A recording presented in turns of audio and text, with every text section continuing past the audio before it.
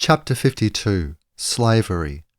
As for your male and female slaves whom you can obtain from the nations who live around you, you may buy slaves from them. You may also buy slaves from the foreigners who are living among you, that is, from their families who are with you, children who have been born in your land. They may become your property. You may provide such slaves as an inheritance for your children after you, to hold as property, and make them slaves for life. But you must not rule over your brothers among the people of Israel with harshness. Leviticus 25 verses 44 to 46. The Spirit of the Lord is upon me, because he anointed me to tell good news to the poor. He has sent me to proclaim freedom to the captives, and recovery of sight to the blind, to set free those who are oppressed, to proclaim the year of the Lord's favour. Then he rolled up the scroll, gave it back to the attendant, and sat down. The eyes of all in the synagogue were fixed on him. He began to speak to them. Today this scripture has been fulfilled in your hearing. Luke 4 verses 18 to 21. Analysis. Jesus invoked the language of deliverance. It is from Isaiah 61 verses 1 to 2. The prophet's language promised longed-for deliverance. The Jubilee year was the year of deliverance for the poor of Israel under the Mosaic law, Leviticus 25. It was the archetype of liberation, the restoration of the family's land to those who had been dispossessed or sold into servitude. The Hebrew Masoretic text does not mention sight to the blind. The Greek translation of the Old Testament, the Septuagint, does. William Hendrickson mentioned an alternate reading of the Hebrew text, open quote, to those bound opening of eyes, unquote, but the Septuagint's rendering is, open quote, to the blind recovery of sight, unquote, just as Jesus quoted it. Jesus gave sight to the blind on several occasions. These miracles were literal fulfillments of the prophecy in Isaiah as recorded in the Septuagint. The phrase, to set free the oppressed, does not appear in the Hebrew Masoretic text, the Greek Septuagint, or the Aramaic Peshitta. There is no obvious explanation for this discrepancy. Was the phrase Jesus' comment on the text offered without warning in the middle of the reading? If he had added to the text, some of his listeners would have recognized this discrepancy. This would have undermined his authority. But there was no objection. Did this scroll differ from the copies that we have today? This seems unlikely given the Jews' care in making exact copies and destroying imperfect ones. Did Luke add these words? Did some early scribe? I wish I had a definitive answer. I don't. The Jubilee law authorized the intergenerational enslavement of foreigners. Leviticus 25 verses 44 to 46. Christ's announcement here of liberty for the captives suggests that the end of the Mosaic law of permanent enslavement was at hand, along with the rest of the Jubilee laws. It is on this basis, and I believe only on this basis, that abolitionism can be defended biblically by someone whose hermeneutic assumes that a Mosaic law remains in force unless it was annulled by the New Testament. In contrast, for those whose hermeneutic assumes that a Mosaic law must be reasserted in the New Testament in order for it to be valid, abolitionism remains a problem because of Paul's epistle to Philemon. The fulfillment of the Jubilee year by Jesus at the outset of his ministry made plain the liberating aspects of the rule of Christ in history. He announced his ministry with the reading of Isaiah 61, to preach deliverance of the captives. His intention was clearly the spiritual liberation of his people, and this leads to progressive maturity in the faith, which in turn is supposed to lead to liberation out of chattel slavery if offered by the owner. 1 Corinthians 7 verse 21b. We have our ears pierced, Deuteronomy 15 verse 17, spiritually by Christ. We have become permanent adopted sons of his household. The legitimacy of lifetime heathen slavery and inherited slaves ended with Israel's final Jubilee year in AD 70. In principle, that Jubilee event came with Christ's announcement of the meaning of his ministry, Luke 4 verses 16 to 21. But the development of this Jubilee principle of release progressed for one generation until God destroyed Jerusalem, in order to destroy the liturgical and political foundations of the Jewish religious leaders who had refused to let their spiritual slaves go free. The leaders had rejected Christ's message of final Jubilee release, and so had most of their spiritually enslaved followers. In response, God destroyed their civilization. Jesus Christ was in principle an abolitionist, for he was the fulfillment of the Jubilee year principle, the great year of release. His fulfillment of the Jubilee year announced the advent of his new world order. Nevertheless, he did not verbally require an overnight or 7-year program of manumission or abolition. As is the case with many of the implicit social and economic principles of the Bible, Jesus established the principle of abolition, and he was then content to wait for his people to acknowledge it and put it into action in history. He waited for 17 centuries. Part A. Bondage and Deliverance. Critics of Christianity continue to bring up the issue of slavery in their war against Christianity. They seek to make Christians feel guilty regarding Christianity's theological and historical legacy. Christianity unquestionably condoned and even sanctioned chattel slavery until the 19th century. They trace this judicial sanctioning of chattel slavery back to the Old Testament. In this way, they seek to create a sense of guilt and doubt in their targeted victims.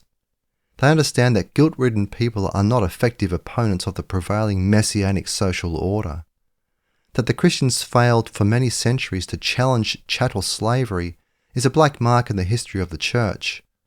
But to lay the blame at the doorstep of the Bible is not either a mistake or an ideological strategy.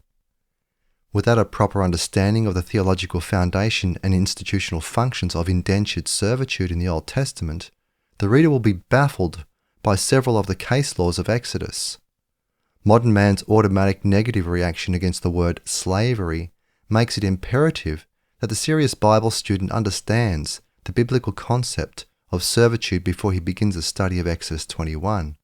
Otherwise, he will be tempted to conclude in advance that these case laws do not apply today, that they were designed for use by primitive desert tribes, rather than designed for use by all societies everywhere.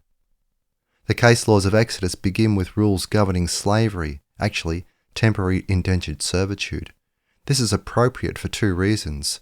First, as I have written, the Pentateuch is structured in terms of the 5-point biblical covenant model: sovereignty, hierarchy, ethics, judgment, and inheritance.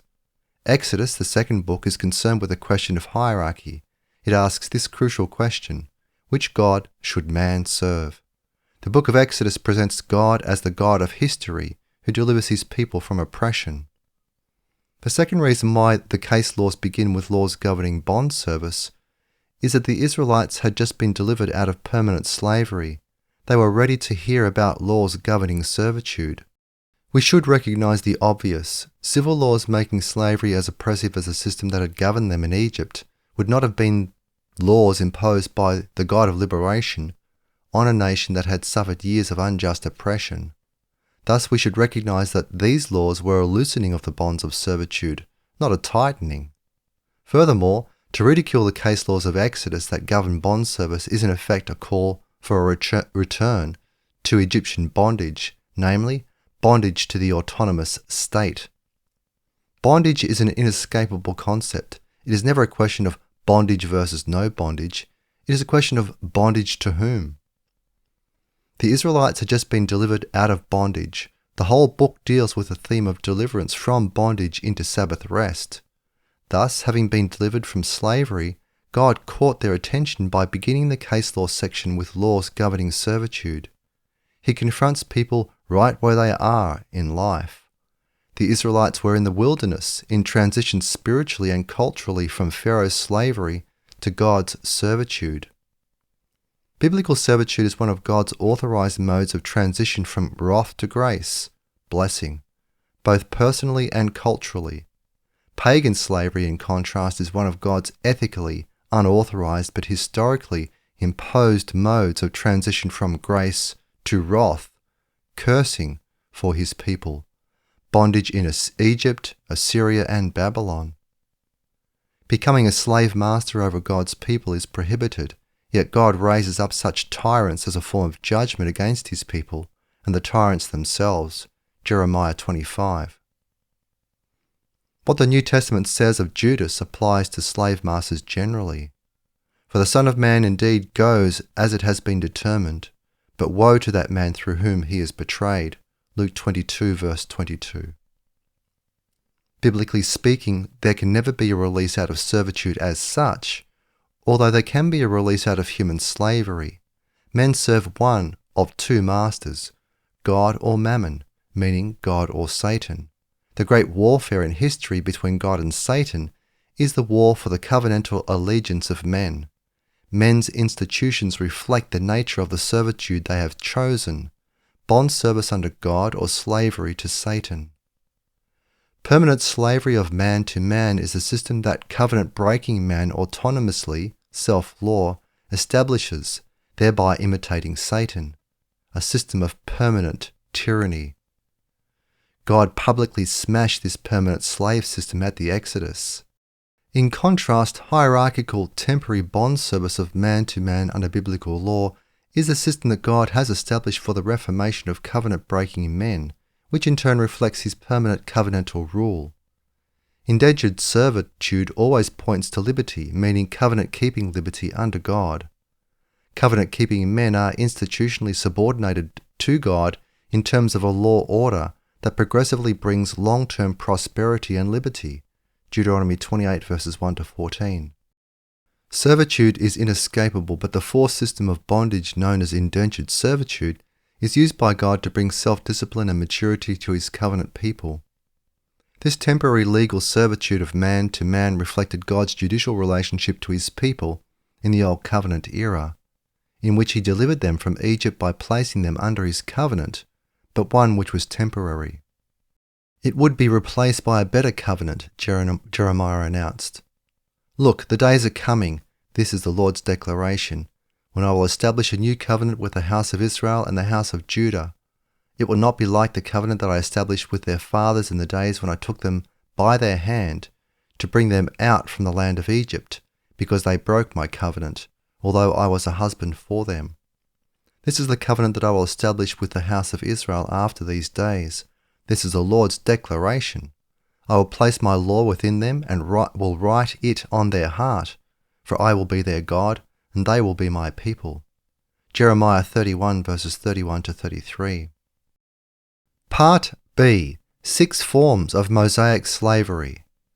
When English-speaking people use the word slavery, they have in mind especially the West's Negro slave system, or perhaps some other system of permanent slavery. The word produces an immediate negative response. This is why it has been so difficult for Christians to discuss the Old Testament institution of slavery in a calm, analytical manner. First, the only form of intergenerational slavery in the Old Testament was the enslavement of foreign heathens. The children of these slaves were the possession of the family that owned the parents. Leviticus 4:24 verses 44 to 46. This slave law was abolished with the fulfillment of the Jubilee year by Jesus, Luke 4 verses 18 to 19. Second, the other 5 kinds of slavery applied to Hebrews. To understand these, we must first understand that God was placing the Hebrews under a form of temporary indentured servitude to test them, teach them, and provide them with the self-discipline necessary for spiritual and cultural maturity. Wherever there is sin, there must remain some traces of the institution of indentured servitude, although there is progressive release from the visible manifestations of this system, as men and societies progressively conform themselves to the ethical terms of God's covenant, point 3 of the covenant model. What God established for a certain class of Hebrew citizens was more like a system of indentured servitude, at least for the Israelites in their dealings with fellow believers. 5 forms of servitude for Hebrews existed in ancient Israel. 1. Debt servitude for up to almost 6 years, Deuteronomy 15 verses 12 to 15. 2. Voluntary servitude for up to 49 years, Leviticus 25 verses 39 to 41. 3. Up to 49 years as a slave in a resident alien's household, Leviticus 25 verse 47 to 52. 4. Restitution slavery for convicted criminals, Exodus 22 verse 3. 5.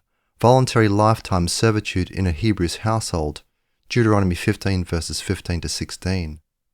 I discussed these 5 forms of servitude in Chapter 4 of my book, Tools of Dominion, The Case Laws of Exodus, 1919, pages 125 to 37. The chapter is titled A Biblical Theology of Slavery. It is over 90 pages long. I refer you to an online PDF of that book. Most of this chapter comes from that chapter. Part C. Indentured Servitude. The Mosaic Law system of indentured servitude stands in stark contrast to the system of permanent slavery in classical Greece. Those humanists who appeal to Greece as the supposed cradle of Western civilization, equal and probably greater in importance to Christianity, have a public relations problem with this fact. The city-states of Greece's glorious era after the 7th century BC allowed citizens to enslave each other permanently. They could sell their children into slavery in some cities, for example, Thebes. Socrates, according to Plato, who was the most successful ghostwriter in Western history, complained against the practice of Greeks enslaving other Greeks captured during wartime. Indentured servitude functioned in the Hebrew Commonwealth as a means of dealing with men who were unwilling or unable to manage their own affairs. Indentured servitude provided tools, supervision, education, food, shelter, and some of the comforts of prosperity to those without capital. It also provided security. It was a way of building a capital base. Jacob served Laban for 7 years in order to earn Rachel as his wife. Genesis 29 verse 20. He became in effect an indentured servant. The point is, he waited. He was a future-oriented man. He was also an independent man who amassed a great deal of capital in his 20 years of service, 7 plus 7 plus 6, to his corrupt uncle and father-in-law. In his book Politics of Guilt and Pity, 1970, R.J. Rushdoony summarized several chapters of the Old Testament systems of indentured servitude. Open quote, in the biblical form, slavery was rather a form of bond service. The term servant or slave was used to describe anyone owing service to another, permanently or temporarily. Thus David and Daniel describe themselves as God's servants, Psalm 27 verse 9, Daniel 9 verse 17. And the Virgin Mary described herself as the handmaiden of the Lord, Luke 1 verse 38. Biblical slavery was a form of feudal association and protection. The stealing of men for purposes of sale was strictly forbidden by law, so that what is popularly known as slavery was outlawed, Deuteronomy 24 verse 7, and Paul restated this condemnation and associated men stealers with whoremongers, homosexuals, liars, perjurers, and heretics, 1 Timothy 1 verse 10, unquote. He added that this is not to say that indentured servitude is morally wrong. It is simply an inferior way of life that should not be preferred by Christians. Open quote. From the biblical perspective, therefore, slavery is not itself intrinsically evil. The failure to live as free men, the dependency or incompetence of a slave mind is, however, regarded as an inferior way. The believer cannot revolt against his situation, but he can become a slave in good conscience, voluntarily, for any form of slavery is an infringement of Christ's total rights over him. 1 Corinthians 7 verse 22 and 23, unquote. Part D. Restitution to victims. A considerable percentage of the case laws of Exodus 21 to 23 is devoted to a defense of the biblical concept of penal restitution. Convicted criminals are supposed to make restitution payments to their victims. There is no restitution system in today's penal systems anywhere on earth. This is the dirty little secret of those atheists, pietists, and antinomians who ridicule the biblical system of slavery.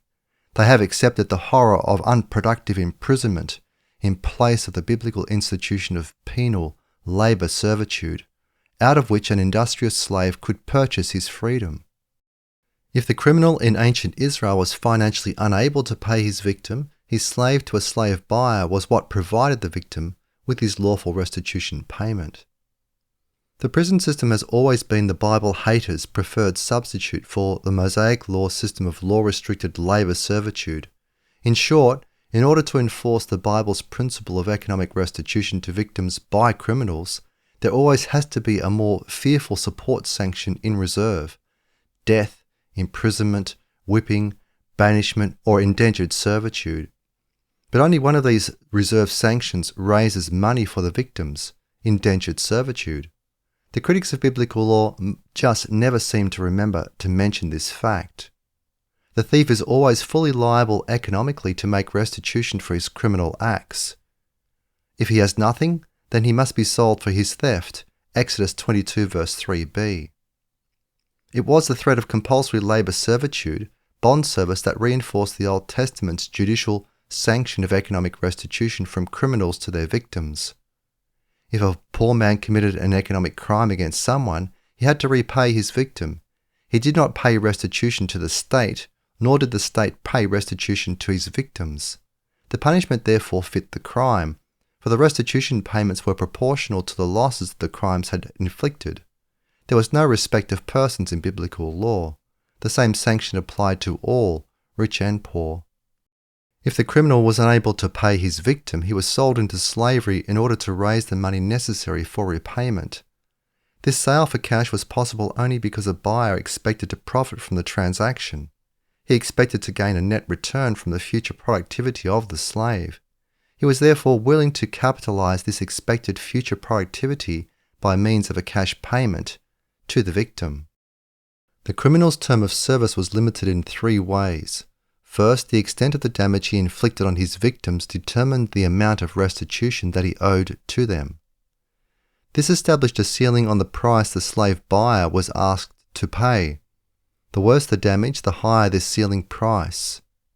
Second, the price that the victim received from the buyer was proportional to the time the criminal was expected to serve as a slave. He was allowed to buy his way back into freedom. Thus, the lower the initial purchase price, the sooner he could become a free man with any given level of economic performance. Third, because he was allowed to redeem himself at any time by paying the owner the prorated value of his remaining term of service, Leviticus 25 verses 50 to 52, it follows that the more productive he became as a slave, the sooner he could become a free man. The length of the period of enslavement was inversely related to the ethical performance of the criminal. The better his performance, the shorter the sentence. The punishment fit both the crime and the program of rehabilitation through restitution. Part E. Modern criminal servitude. The modern prison system is the product of the perverse logic of humanism. Humanists do not believe in making eternal restitution to the God of the Bible. They reject the doctrine of hell and the lake of fire. Nevertheless, the doctrine of hell is an inescapable concept. The question is, who will impose it, man or God? The prison is the modern humanist state's equivalent of hell, an unproductive place of confinement from which the prisoner cannot legally buy his freedom. The prison is a widely acknowledged institutional failure, but humanists cannot bring themselves to abandon it, because in order to do so, they might be forced to reconsider their denial of the biblical principle of restitution to victims, as well as its economic concomitant, legalized bond service. They much prefer the slavery of unproductive taxpayer-financed prison sentences to the Bible system of bond service, a bond service which points all too clearly to God's eternal punishment of unrepentant rebels who refuse to accept God's exclusive system of restitution, the substitutionary atonement of Jesus Christ. Serving time in prison is today preposterously referred to as paying one's debt to society. In fact, the reverse is true. Society, taxpayers, must finance the criminal's period of incarceration. Taxpayers and criminals alike pay a debt to the state, for it is the state's bureaucratic functionaries who become the recipients of the tax money. The state, as the operational god of this age, receives its restitution payment. But in today's humanistic theocracy, victims receive nothing except subpoenas to testify in court and bills from the tax collector. In the Old Testament, serving time meant serving other men productively in a compulsory employment system that benefited everyone. Victims, slave buyers, criminals who learned obedience and work skills, and society at large, which always needs sanctions against criminals to protect itself. Today, the sanctions are themselves criminal. They penalize the victims a second time. Tax bills for prisons. The victims are robbed twice. They are threatened with violence if they refuse to pay, first by the robber, then by the tax collector. Part F. The enslavement of heathens. The question of heathen slavery then arises. Did this same ethical and cultural goal of personal independence govern the enslavement of the heathens in Israel? Were they also to become the beneficiaries of God's covenant blessings? Could they also find freedom in Israel? Was their enslavement permanent? The Hebrews repeatedly violated God's requirement that they annihilate the Canaanites. Instead, the tribes made local Canaanites pay tribute to them, which was only legitimate in distant foreign wars. Deuteronomy 20 verse 11. The Canaanites of Ephraim's land paid tribute to them, but they were not driven out. Joshua 16:10. The same was true of Manasseh. Joshua 17:12-13, Judges 1:28. And Zebulun, Judges 1 verse 30. The Hebrew tribes preferred to receive tribute rather than continue the war. The result, as God had predicted, was repeated apostasy. The Hebrews began to follow the gods of Canaan. For this sin, God repeatedly placed them in slavery to foreigners, whose societies were based on worshipping the demonic first cousins to the gods of Canaan. Once the land was cleared of Canaanites, Israel was then supposed to use indentured servitude only to subdue evil within the camp, repayment for debt and criminal restitution, and in the case of foreign slaves, to remove them from bondage to foreign gods and to place them under lifetime slavery as a means of evangelism. Foreign heathen adults and the children of resident aliens were to be redeemed, brought out of bondage to demons and placed under the authority of God's households. Leviticus 25 verses 44-46. The Jubilee slave law unquestionably taught that it was legal for the Hebrews to import slaves from foreign lands. These outsiders were moral slaves because they were in subordination to foreign gods. They had been judged externally by God, having been sold to Hebrew families by their military conquerors or else by their nation's own slave merchants. Because pagan slaves could be purchased for a lifetime of service and because their children would become the property of the owner's heirs, they would have commanded higher purchase prices than Hebrew indentured servants.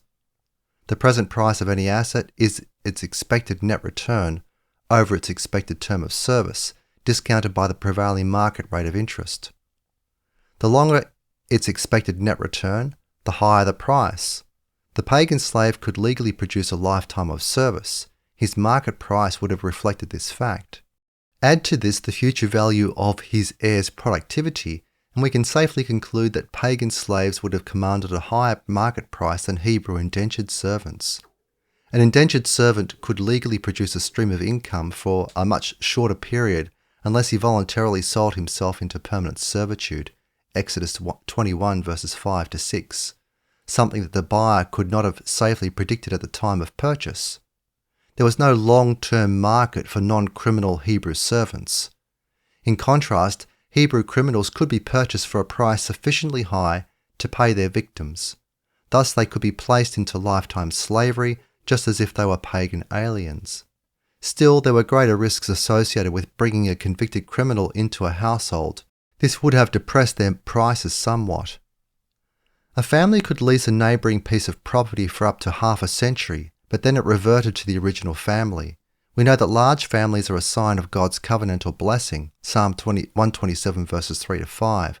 The larger that Israel's families grew in response to the nation's covenantal faithfulness to God, the smaller each family's inherited landholding would become. This made it economically impossible for any branch of a family to amass a large number of heathen slaves during periods of God's covenantal blessings, for it was illegal to amass permanently the large tracts of land that were necessary for the support of slaves. Thus, at the beginning of each Jubilee year, when all land holdings reverted to the heirs of the original landowners, most heathen slaves would have been released by their owners, whether or not the law allowed them to retain ownership of them indefinitely. They were allowed to buy the land in these walled cities, where the Jubilee land laws did not apply, Leviticus 25 verses 29-33. Those heathen who remained in slavery would have been parcelled out among inheriting Hebrew children, when the heirs returned to their share of the family's traditional lands, thereby reducing the possibility of large-scale slave gang labour.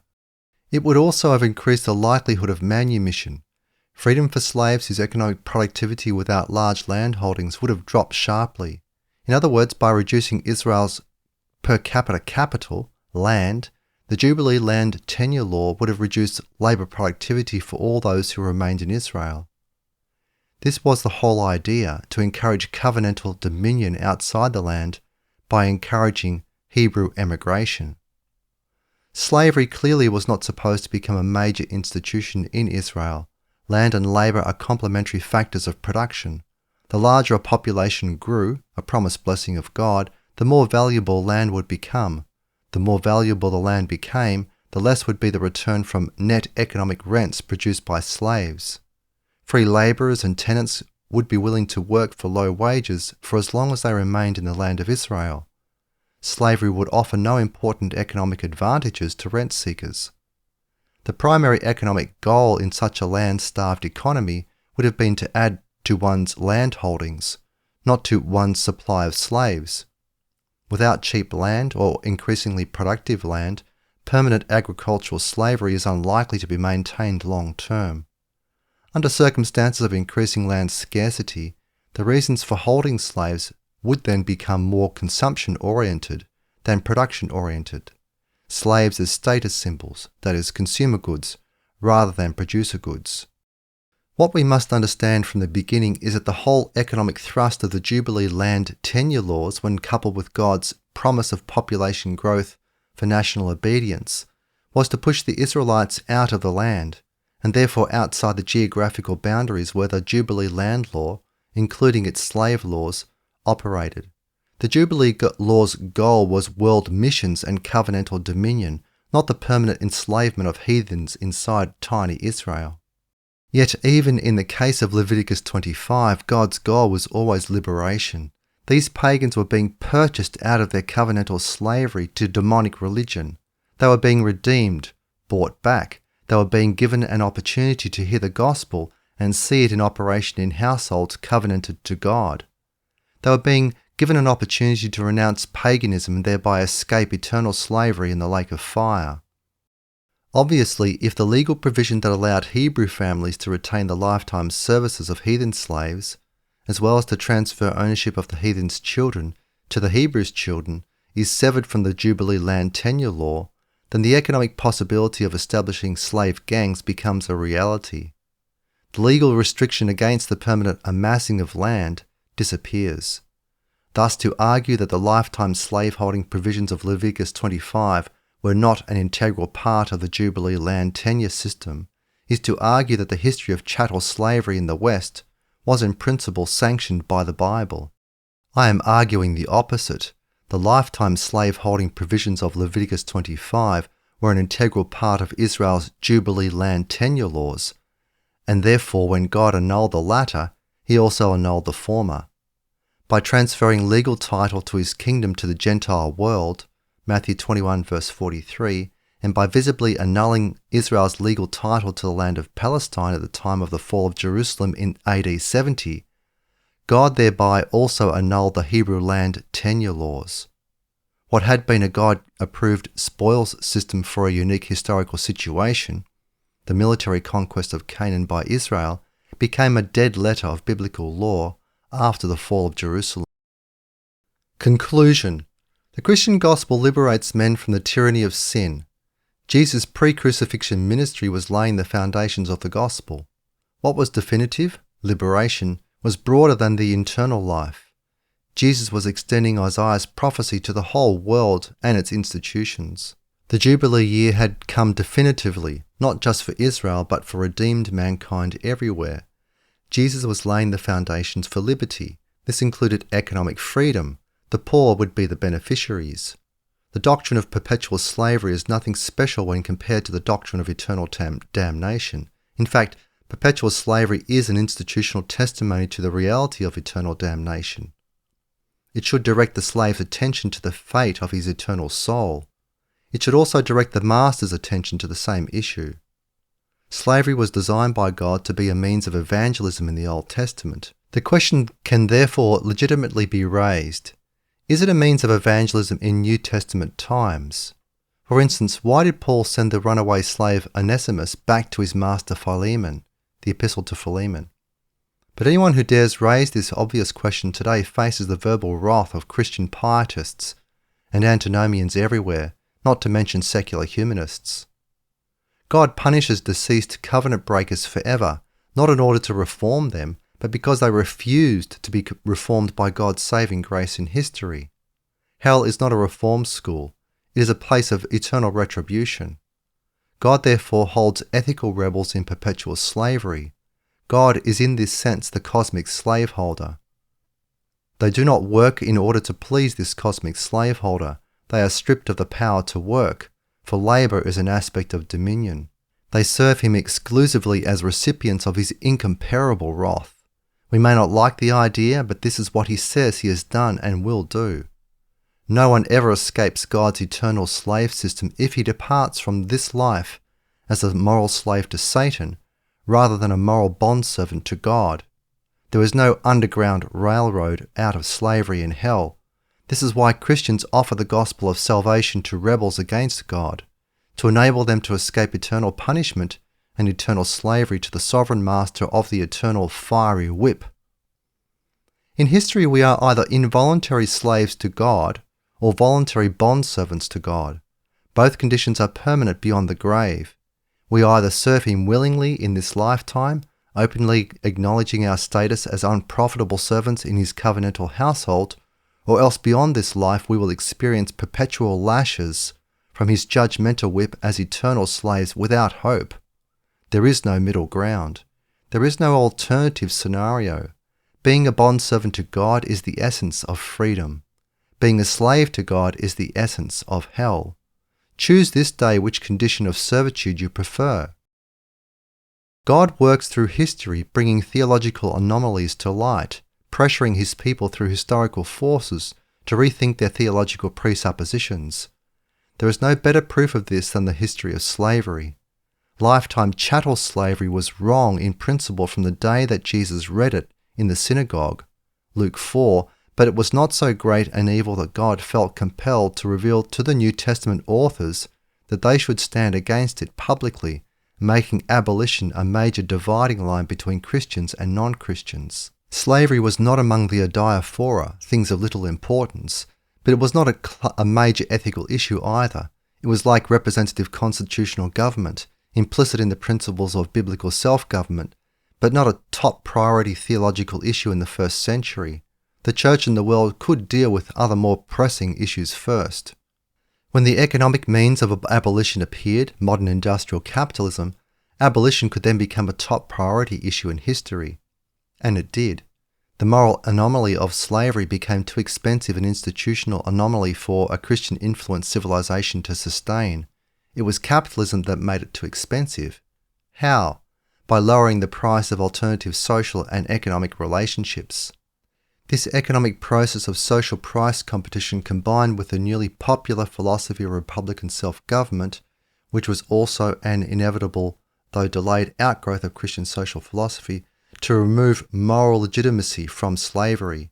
The productivity of capitalism's mass-produced cotton gin on the plantation could not offset the moral and political effects of this erosion of slavery's moral legitimacy.